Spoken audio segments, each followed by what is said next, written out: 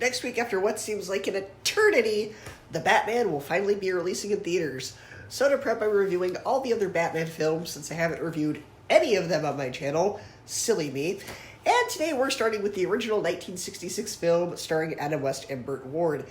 Now, for those who don't know, though there's probably very few of you that don't know this is based on the TV show Batman that was airing around the time this came out, somewhere around the 60s, and that's exactly what this film feels like. A couple of episodes of the show that have been edited together. Narrative-wise, it doesn't flow very well, but that's not to say there isn't some fun to be had with it as well. The entire cast of Batman's Rogues Gallery each has a blast working off of each other, as well as the dynamic duo. The action scenes, while they are campy and goofy, are also a lot of fun.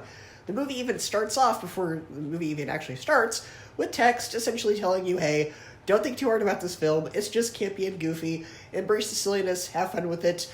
This film is dedicated to lovers of fun and silliness everywhere, something along the lines of that. So even the film tells you, this is campy and goofy, don't think too hard about it, just have fun.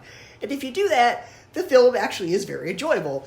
There's tons of ridiculous and nonsense lines like, what flies upside down and goes rat-a-tat-tat?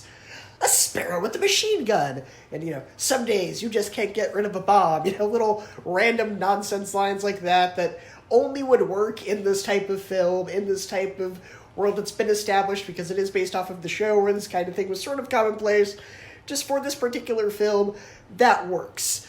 The whole film was unapologetically campy and silly, and I don't really have any big issues with it, except, like I said, the flow of the narrative.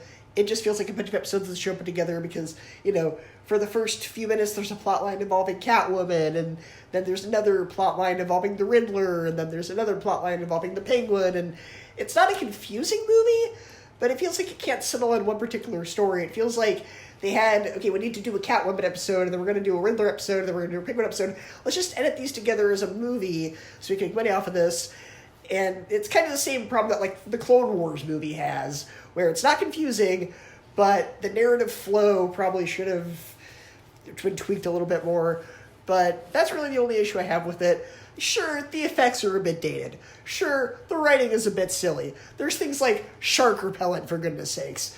But I had a great time with it. I had fun.